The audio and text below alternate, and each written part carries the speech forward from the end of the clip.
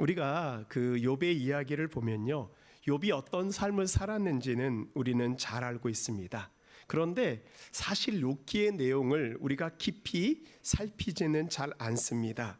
욥은 우리가 잘 아는 것 같이 하나님을 경외하는 사람이었고요, 당대의 큰 부자였습니다.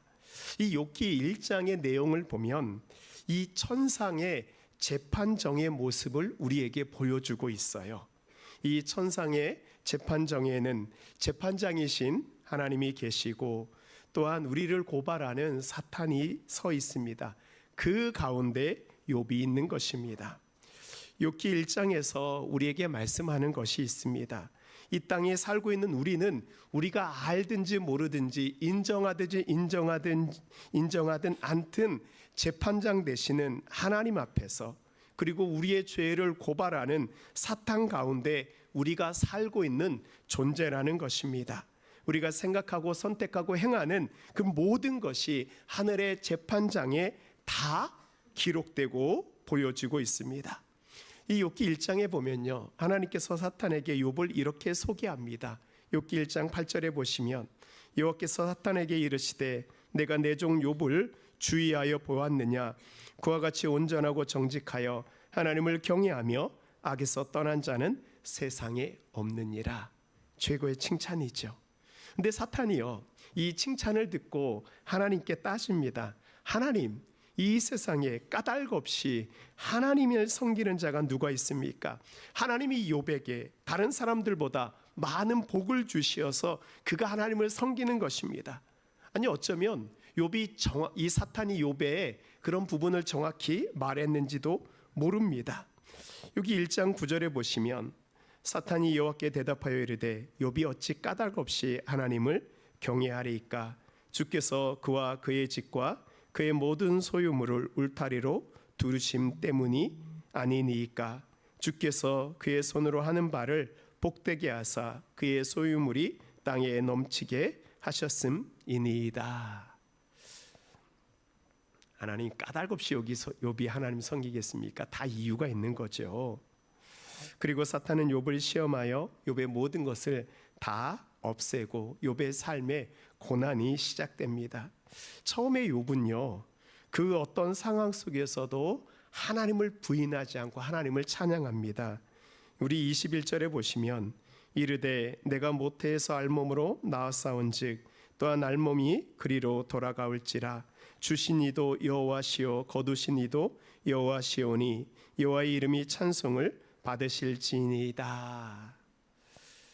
이제 욥은요, 그가 알몸이 있지만 아무것도 없지만 나는 그래도 하나님을 신뢰합니다. 하나님을 찬양합니다. 그런데 시간이 지나면서 자녀들이 사고도 죽고 그의 모든 재물이 사라지고 남은 육체가 고통뿐이고 또한 아내마저 자신을 저주하고 떠나자 아무것도 남지 않자 욥은 하나님께 따지기 시작합니다. 하나님, 왜 나에게 이런 시험을 주십니까? 하나님 어디 계십니까? 나에게는 무슨 희망이 남아 있습니까? 우리 17장 15절에 보시면 우리 함께 읽을까요? 시작. 나의 희망이 어디 있으며 나의 희망을 누가 보겠느냐. 하나님, 내 삶의 희망이었고요, 다른 사람이 나를 봐도 어떠한 희망도 보이지 않습니다. 욥은 이런 희망이 사라진 그 속에서 하나님 앞에 따지기 시작합니다. 하나님, 왜 나를 이렇게 힘들게 하십니까? 그래서 이제 욥기의 내용은 욥이 하나님 앞에 따지고 하나님이 욥의 그 질문에 대해서 대답하는 것이 계속 이어지고 있습니다. 하나님께서는 욥의 질문에 대해서 하나하나 대답해 주십니다. 그리고 이렇게 묻고 대답하는 그 내용 끝에 욥이 마지막으로 이렇게 고백합니다. 42장 5절에 보면 내가 주께 대하여 귀로 듣기만 하였사오나 이제는 눈으로 주를 배웁나이다. 욥이 얼마나 하나님을 잘 섬겼던 사람이에요. 그런데 욥은 고백해요. 지금까지 내가 모든 것을 누렸지만 그것은 내 귀로만 들었던 것 같습니다. 이제는 내 눈으로 하나님을 봅니다. 욥은 고통 속에 있을 때 불평하였습니다. 그런데요, 욥기를 잘 보면 욥이 하나님 앞에 불평하는 장소가 중요합니다. 욥은 하나님 앞에 불평하고요, 하나님 앞에서 따졌습니다. 욥이 하나님 앞에 있을 때 욥의 불평이 기도로 변하게 돼요. 욥의 믿음이 바로 여기에 있습니다. 무슨 일이 있어도 하나님 앞을 떠나지 않은 것입니다. 우리에게도 욥과 같은 그런 상황이 있을 수 있습니다.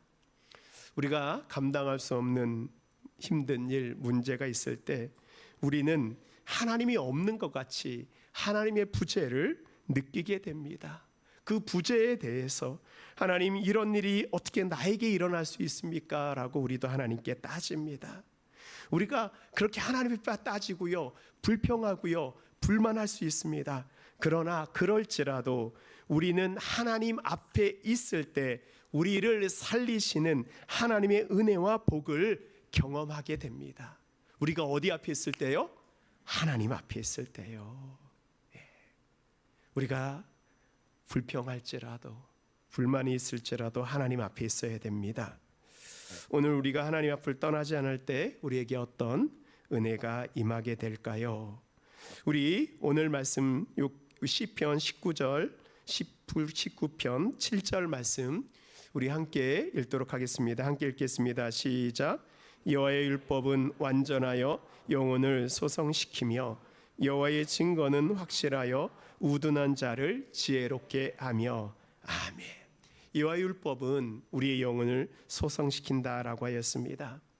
제가 이 시편 19편을 읽을 때마다 이 소성이라는 단어가 참 저의 마음 가운데 깊이 와닿습니다. 저는 처음에 이것을 읽었을 때 소생시키다라고 읽었습니다. 이 소성이란 말은 우리가 잘 사용하지 않는 단어입니다. 그래서 이 소성이라는 그런 한자어를 좀 살펴보면요, 우리 한자 한번 보여주시면요, 네, 소성은 깨어날 소의 깰성이에요. 근데 어디에서 깨냐? 술에서부터 깨다라고 할 때 이 소성이라는 말을 씁니다.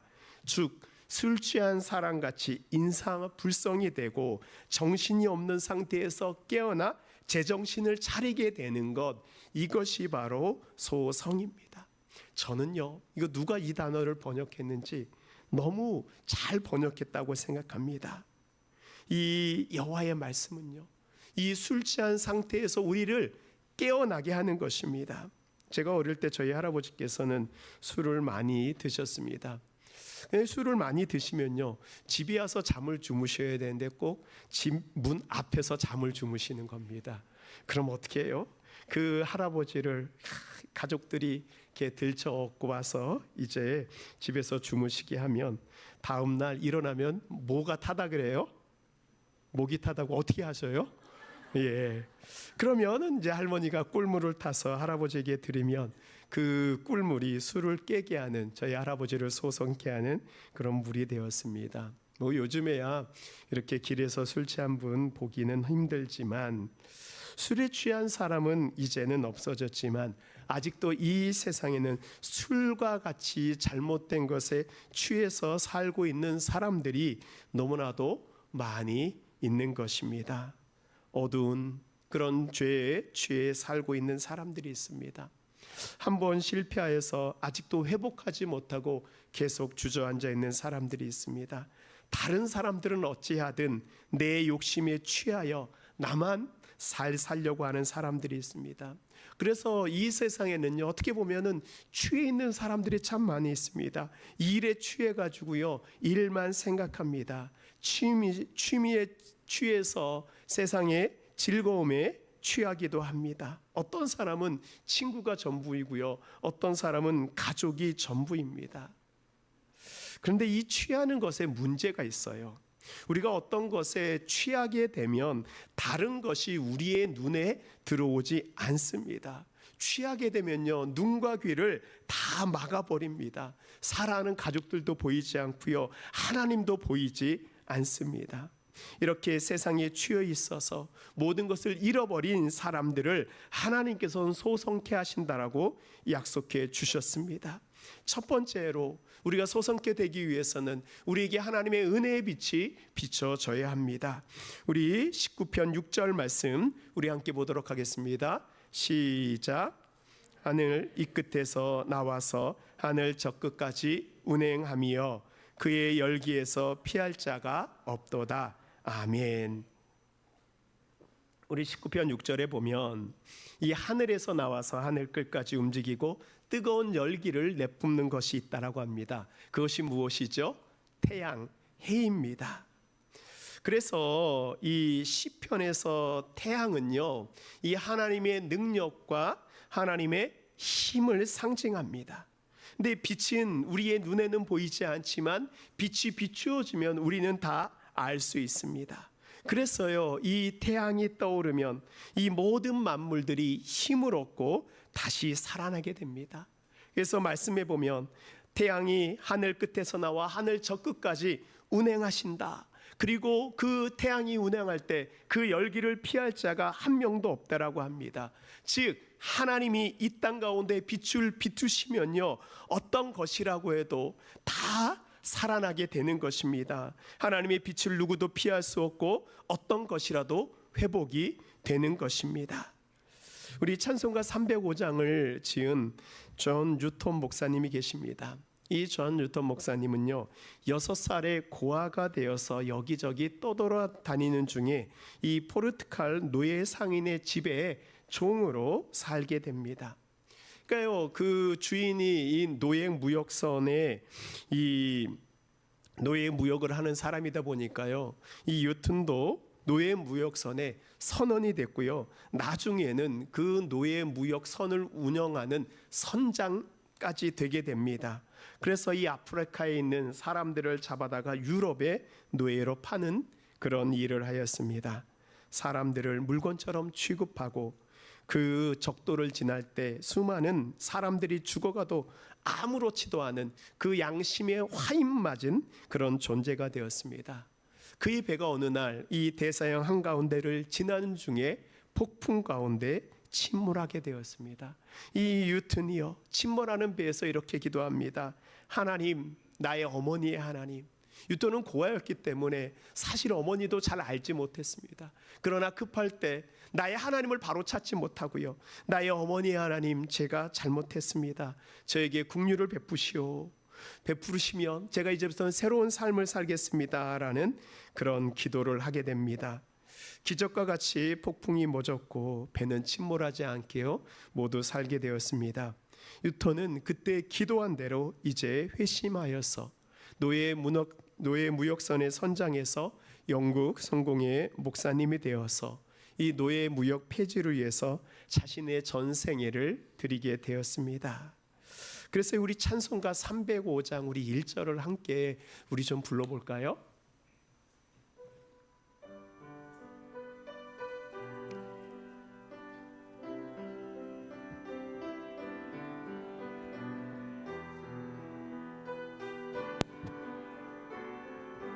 나 같은 죄인, 나 같은 죄인 살리신 주 놀라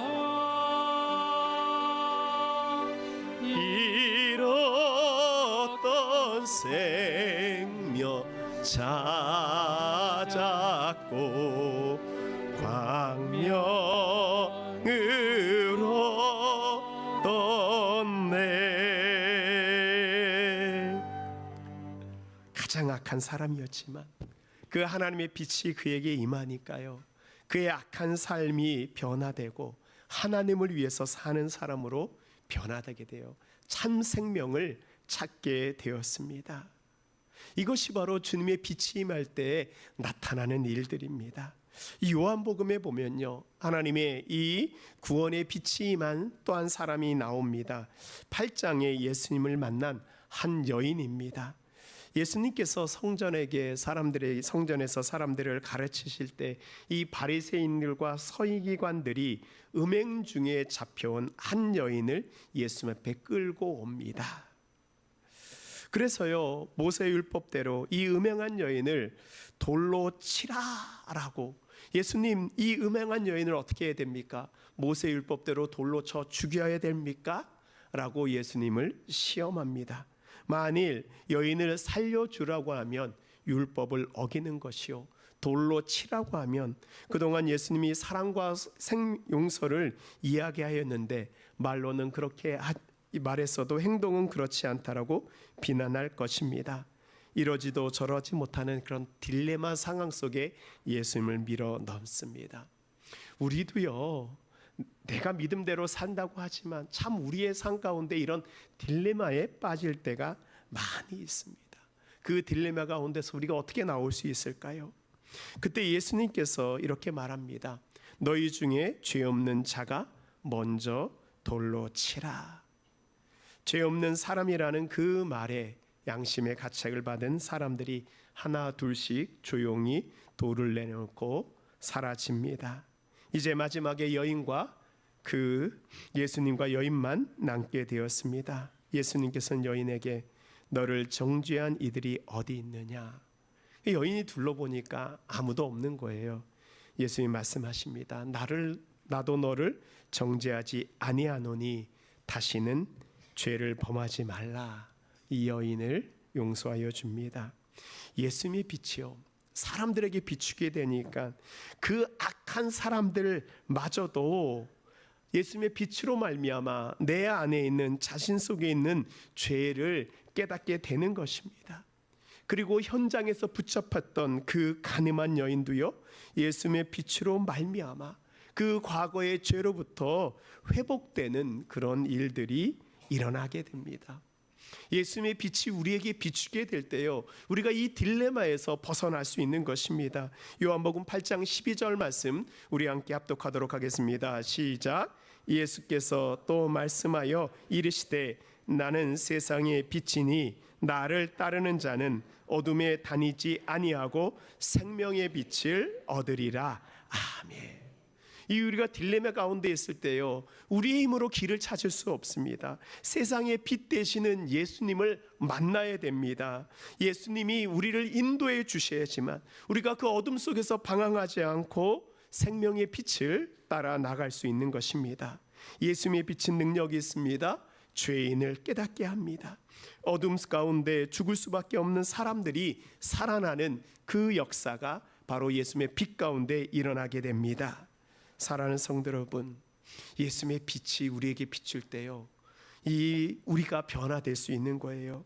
죄에 빠져 있는 사람들이 그들의 죄를 깨닫고 변화되는 역사는요, 예수님의 빛 외에는, 하나님의 그 빛 외에는 다른 어떤 것도 이런 일들을 일으켜낼 수 없습니다. 그렇습니다. 빛으로 우리 가운데 오신 그 예수님을 여러분들이 마음 가운데 받아들이시고 그 예수님을 따라갈 때 사망에서 생명으로 옮겨나는 일들이 일어날 것을 믿습니다. 아멘.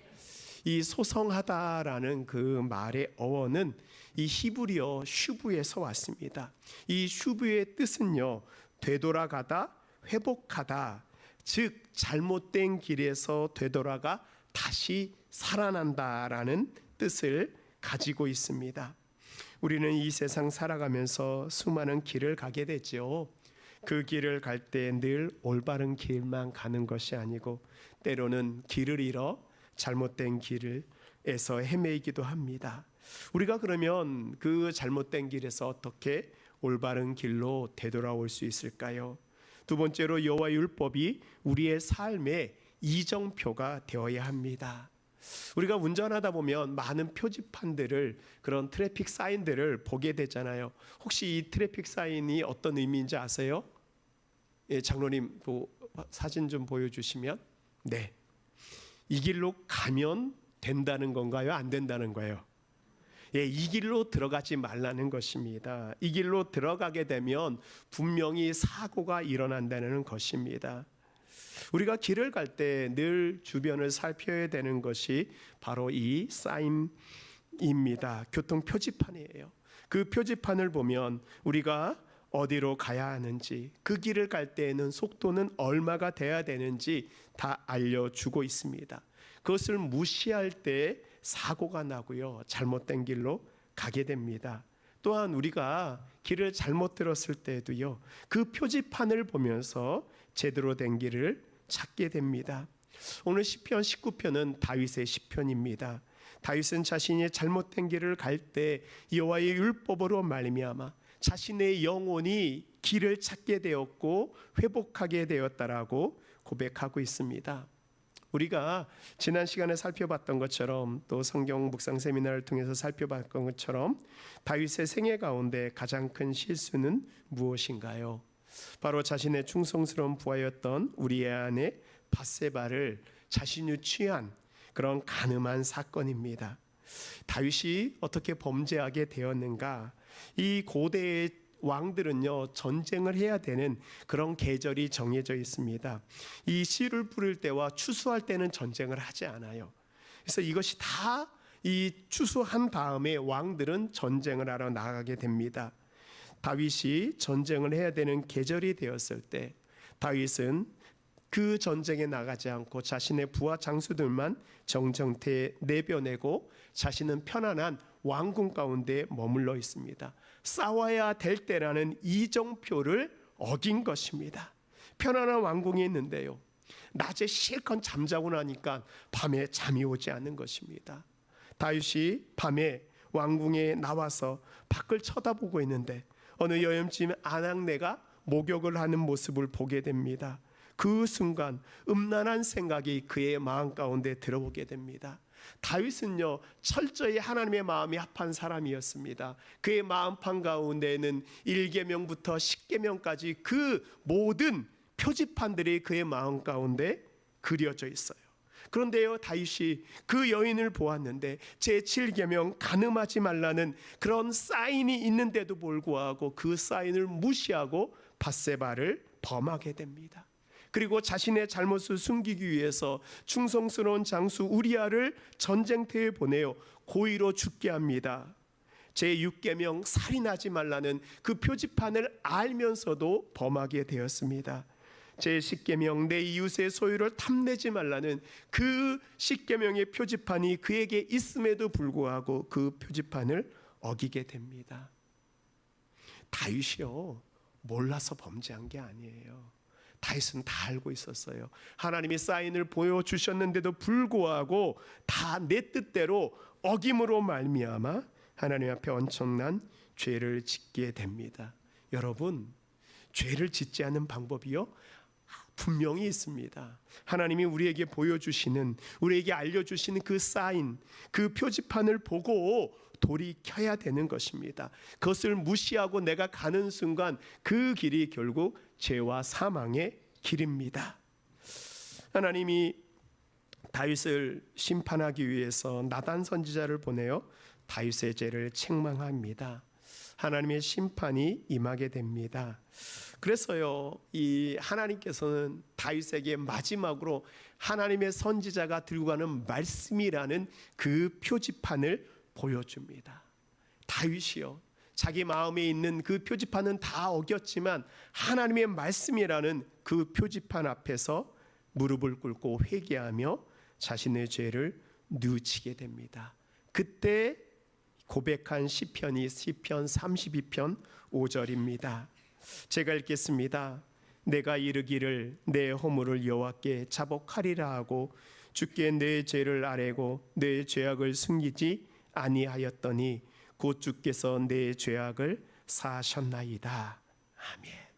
다윗이 잘못된 그 길로 말미암아 멸망할 수밖에 없을 때 다윗을 다시 회복시키고 다윗을 다시 올바른 길로 돌아오게 한 것은 바로 하나님의 말씀이었습니다. 하나님의 말씀의 표지판을 다윗이 다시 찾았기 때문입니다. 그래서 성경이 말하는 다윗의 위대함은요, 다윗이 완벽한 사람이 아닙니다. 하나님 앞에 회개하였기 때문에 다윗이 위대한 사람인 거예요. 지금 여러분들, 내가 가는 길이 의인의 길인지 죄인의 길인지 하나님께서 주시는 말씀의 표지판을 여러분들이 보고 판단하시기 바랍니다. 하나님 앞에 나중에 제가 몰랐습니다. 아니에요. 하나님 말씀을 통해서 우리에게 이미 그 표지판을 주셨습니다. 그렇습니다. 하나님의 말씀은 욕심에 따라 살던 우리를 약속을 따라 살게 하시는 거예요. 하나님의 말씀은요, 우리가 욕심이 아니고 하나님의 말씀을, 하나님의 약속을 따라 살게 하십니다. 이제 우리가 그 길에서 되도록이기 위해서는 하나님의 말씀을, 하나님의 말씀의 표지판을 붙잡아야 합니다. 그리고 하나님의 말씀을 우리의 삶의 이정표로 삶아야 합니다. 이제 마지막으로 우리의 마음과 행동으로 하나님이 원하시는 열매를 맺어야 합니다. 하나님께 영광을 올려드려야 합니다. 우리 19편 12절 말씀 우리 함께 읽도록 하겠습니다. 시작. 자기 허물을 능히 깨달을 자 누구리요, 나를 숨은 허물에서 벗어나게 하소서. 아멘. 처음에 볼 때는 내 허물이 보여지지 않았어요. 그러나 하나님께서 말씀을 통하여서 그 거울을 보여주자 나의 숨었던 죄의 허물들이 드러나게 되는 거예요. 우리가 어디 앞에 서야 됩니까? 말씀의 거울 앞에 나를 세우게 되면요, 나의 허물과 죄를 내가 깨닫게 돼요. 내 잘못된 모습이 보이게 되는 것입니다. 많은 그리스도인들이 어디 앞에서 자신의 죄를 깨닫게 되느냐? 말씀 앞에서 자신의 죄, 자신의 허물을 보게 되고 자백하게 됩니다. 매일 회개하고 잘못했다고 말합니다. 그런데요, 우리가 하나님 앞에, 말씀 앞에 나를 세웠는데 우리가 회개하는 그 자리까지는 가지만 회개는 있는데 변화가 없어요. 우리의 신앙이요, 회개는 있는데 변화가 없습니다. 주님을 만났지만 믿음이 성장하지 않는 이유가 바로 여기에 있습니다. 회개한 다음에 내가 무엇을 해야 되는지를 잘 모르기 때문입니다. 우리가 회개한 다음에 그 다음에 신앙의 단계가 있습니다. 우리 개신교 역사 가운데 중요한 한 흐름이 있는데요, 이 독일의 경건주의 운동입니다. 이 마틴 루터가 종교개혁을 일으킴을 통하여서 많은 사람들이 형식적이었던 그 가톨릭의 교리, 형식적이었던 말씀에서 벗어나 이제 성경을 제대로 읽고 해석하게 되었습니다. 종교개혁 이후에 많은 사람들이 성경의 의미를 깨달았지만 그 말씀대로는 살지 못하고 있던 거예요. 개혁은 하였지만 삶이 변화되지 못하였습니다. 그때 독일의 이 경건한 사람이었던 필립 야곱 슈페너 목사님이요, 우리가 이렇게 살아서는 안 되겠다라고 하면서 이제 성도들의 영적 성장과 기도와 하나님의 말씀 성경 공부를 위해서 꼴리지아 세파티아라는 그런 경건한 모임을 만들게 됩니다. 그리고 그 경건의 소망이라는 모임에서 신앙교육의 6가지를 우리에게 말하고 있습니다. 그 첫 번째는 뭐냐면 기독교인의 성경 공부의 필요성이에요. 우리는 하나님의 말씀을 배워야 된다는 거예요. 두 번째로는 교회 안에서 평신도의 책임성이에요. 교회 안에서 우리 성도들이 책임감을 가져야 된다는 거예요. 세 번째로는 교리적 배움보다 삶에서 실천하는 것. 아무리 교리가 뛰어나도 삶에서 실천되지 않으면 소용이 없다는 것입니다. 네 번째, 교리 논쟁으로부터의 겸손함입니다. 아무리 내 주장하는 것이 아니라 나를 겸손하게 낮춰야 된다는 것입니다. 그리고 이 목회자는 성도들에게 경건한 생활을 교육해야 되고요. 마지막으로 설교를 통해서 이게 내적으로 양육해야 되는 거예요. 글자가 하나 빠졌습니다. 설교를 통해서 성도들을 내적으로 양육해야 하는 것입니다. 이 슈페너 목사님이 통해서 시작된 이 경건주의 운동을 통하여 수많은 사람들이요, 이 성경을 어떻게 봤냐면 그동안은 이것을 교훈으로 교리적으로 성경을 읽었는데 이제는 성경이 이 교리와 그런 교훈을 넘어서 우리의 삶을 변화시킬 수 있는 그런 말씀으로 이 성경을 받아들이게 됩니다. 하나님의 말씀을 깨닫고 깨달은 말씀이 삶을 변화시키는 그런 실천적인 능력이 있다는 것을 알게 되었습니다. 그래서 다윗은요, 시편 19편에서 이 말씀을 뭐에 비유하고 있는가? 승군과 꿀에 비유하고 있습니다. 우리 19편 10절 말씀 우리 함께 읽겠습니다. 시작. 금, 곧 많은 승군보다 더 사모할 것이며 꿀과 송이꿀보다 더 달도다. 아멘. 이 말씀의 가치, 말씀의 능력이요, 무엇으로도 비교할 수 있는 금과 같이 귀하다라고 말합니다. 그리고 말씀의 진가는 무엇인가? 순종을 통해서 이 하나님의 말씀을 경험한 사람은요, 말씀이 뭐처럼 느껴져요? 꿀처럼, 송이꿀처럼 더 달게 느껴지는 거예요. 그 송이꿀은요, 이 광야에서 지친 사람이 이 송이꿀을 한 방울만 입에 넣게 되면 힘을 얻게 되는 것이 바로 송이꿀이에요. 우리가 말씀을 우리의 삶에서 이 꿀처럼 맛보게 되면요, 우리의 삶에 새 힘을 얻게 되는 것입니다. 우리 14절 말씀 우리 함께 읽도록 하겠습니다. 나의 반석이시요 나의 구속자이신 여호와여, 내 입의 말과 마음의 묵상이 주님 앞에 연락되기를 원하나이다. 아멘.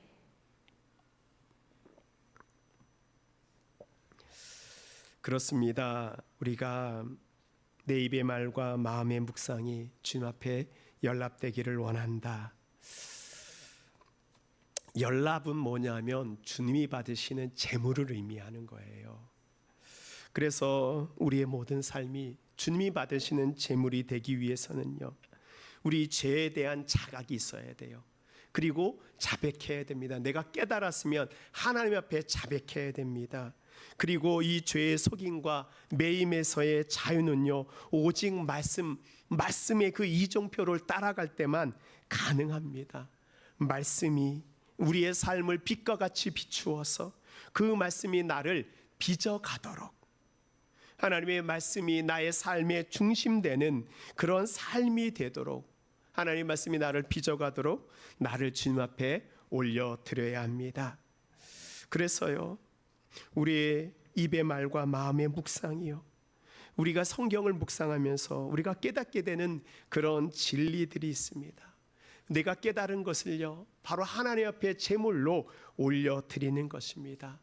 우리가 올려드린 연락한 그 제물을 하나님께서는 기쁘게 받아주시는 것입니다.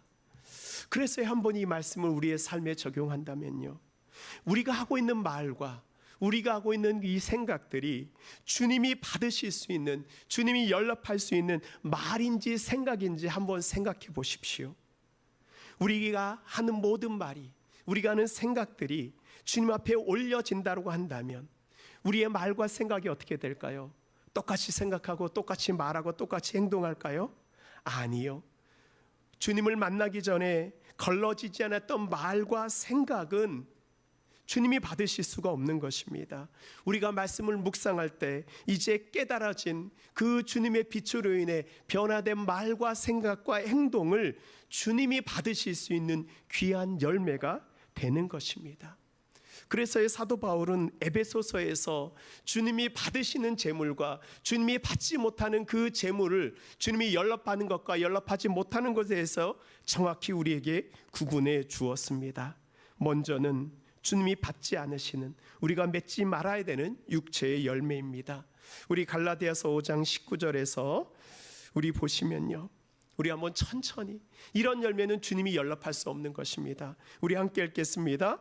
육체의 일은 분명하니 곧 음행과 더러운 것과 호색과 우상 숭배와 주술과 원수 맺는 것과 분쟁과 시기와 분냉과 당짓는 것과 분열함과 이단과 투기와 술 취함과 방탕함과 또 그와 같은 것들이라. 아멘. 성경은요, 이런 열매를 맺는 사람은 하나님의 나라를 유업으로 받지 못할 것이라고 경고하고 있어요. 왜 우리가 하나님이 주신 은혜를 받지 못하느냐? 우리의 삶에 하나님이 받지 못하는, 연락할 수 없는 그런 열매를 맺고 있기 때문입니다. 그러면 하나님이 받으시는, 연락하시는 열매는 어떤 열매일까요? 우리 갈라디아서 5장 22절 23절 말씀 우리 한번 믿음으로 고백하도록 하겠습니다. 시작. 오직 성령의 열매는 사랑과 희락과 화평과 오래 참음과 자비와 양성과 충성과 온유와 절제니 이 같은 것을 금지할 법이 없느니라. 아멘. 이것이 바로 하나님이 받으시는 연락하시는 열매예요. 여기 말씀에 보면 이 같은 것을 금지할 법이 없느니라. 우리가 하나님의 말씀의 이정표대로 살아가면요, 우리의 삶에 이 성령의 열매가 저절로 맺히게 되는 것입니다. 말씀을 마칩니다. 사랑하는 성도 여러분, 여러분들은 여러분의 삶에서 어떤 열매를 맺고 있습니까? 하나님이 연락하시는 그런 열매를 맺고 있습니까? 아니면 하나님이 받으실 수 없는 그런 열매를 맺으며 이 열매 주님 받아주십시오라고 혹시 말하고 있지는 않으신지요? 우리의 삶에 이 성령의 열매를 맺어 하나님이 기쁘게 연락 받으실 때 바로 주님이 우리에게 약속하여 주신 그 기업의 상이 우리에게 있을 것을 믿습니다. 아멘. 이제 세상의 것에 취하여 우리가 그 취하여 눈과 귀가 막히는 것이 아니라 이제 하나님의 말씀의 이정표를 통하여서 우리의 영혼이 소성하여서 하나님의 주시는 그 은혜의 길, 믿음의 길을 나아가시는 우리 모든 성도님들 되시기를 바랍니다. 아멘.